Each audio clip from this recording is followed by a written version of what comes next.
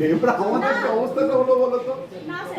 মানে এই যে আবহাওয়াটা এখন তৈরি হলো, এটা তো আমরা বোঝানোর চেষ্টা করেছি, স্যার রেজিস্ট্রার তো অনেকবার চেষ্টা করেছেন, কিন্তু তোমরা যে এই যে 5 জন এসে যে ব্যাপারটা বুঝলে যে সত্যি কথা আমরা এখানে জগন্নাথ, আমাদের এখানে কিচ্ছু করার নেই। আজকে যদি প্রিন্সিপালের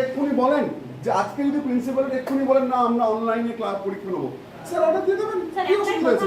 আমাদের একটাই কথা যে আমরা জানতাম ইউনিভার্সিটি যে বললে আমাদের কাজ হবে, তাই আমরা এসেছি। আমাদেরকে 3টে বছর ধরে এটাই শেখানো হয়েছে যে সর্বশেষ ইউনিভার্সিটি যারা আসছে তোমাদের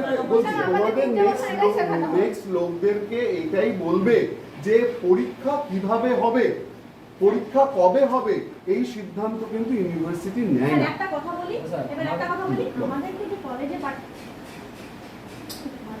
আমাদের কলেজের প্রিন্সিপালের সাথে আমরা কথা বলেছি, আমাদের কলেজের প্রিন্সিপাল বলছে আমরা ডিসাইডেড করি না এক্সাম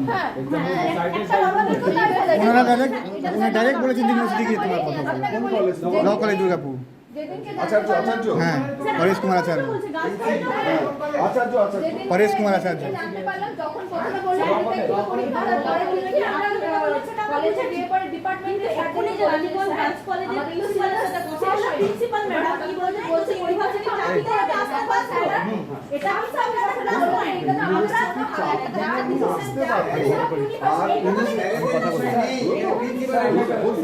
স্যারেদের বক্তব্যে আমরা মিটিংয়ে ডাকিনি, এক্স্যাক্টলি এইটা তুমি ঠিক বললে, এইটা তুমি বলে ঠিক বলেছো।